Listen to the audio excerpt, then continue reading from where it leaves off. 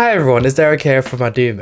In today's video, we're going to take a look at case control studies and cohort studies. So we'll look at all the detail about the similarities and differences and how to approach them. Now these are both observational study types, and I really feel that the main key to understanding this whole topic is to have to think about what questions we're trying to ask here. So in case control studies, we're trying to ask the question about what happened. And basically we're like a detective looking through cases and trying to piece all the information together to see what happened. Looking at cohort studies, the main question we're trying to ask here is what will happen. So basically we take a step back like an observer and look to the future and see what changes and what will happen in the future. So remember, case control studies, what's happened, and cohort studies, what will happen. Remember, these two are really key to getting a grasp of this topic. So let's look at all of this in a bit more detail in today's video.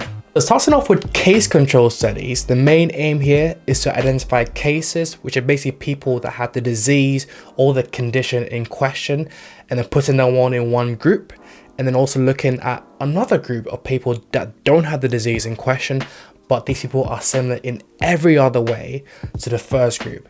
And then we basically look back at all the exposures and see if any of these different exposures had an impact on the outcome.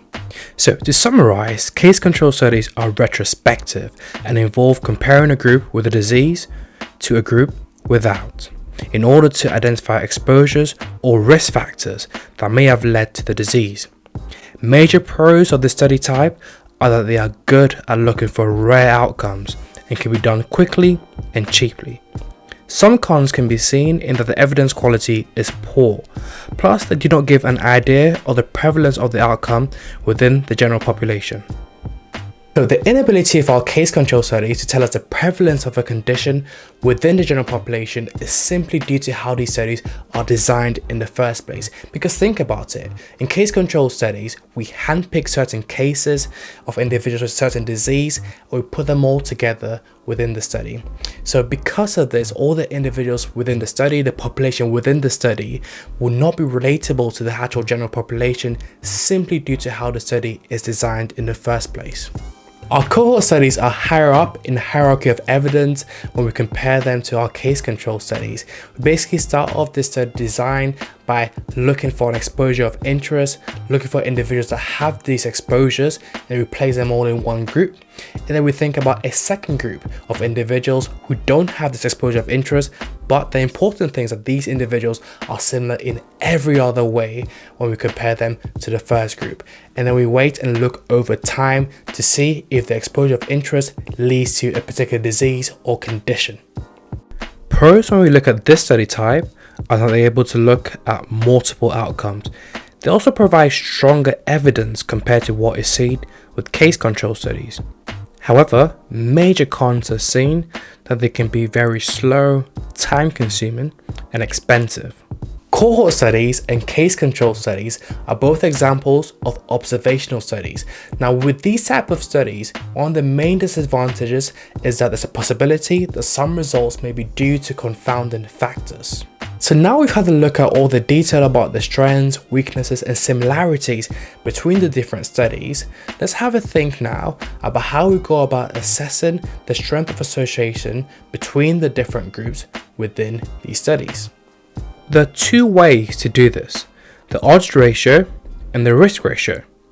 Now the key thing to remember here is that odds ratios are used with our case control studies, whilst risk ratios are used in our cohort studies. So my question is, why do we use odds ratios in case control studies instead of risk ratios? Have a think.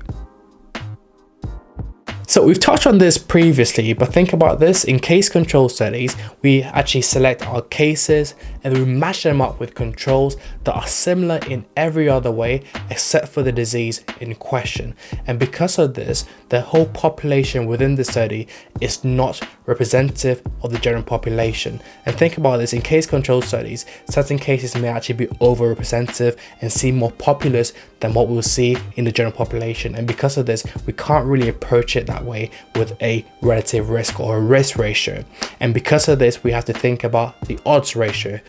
Thanks a lot for watching today's video. Remember, like I discussed before, thinking about case control studies and cohort studies, the main key here is to think about what question we're trying to ask. So in case control studies, we're asking the question, what happened? And in cohort studies, we're asking the question, what will happen? And then you take it from there. As always, don't forget to leave a like and subscribe if you found today's video helpful. Also, make sure you check out the rest of the videos on our channel. Until the next time, I'll see you soon.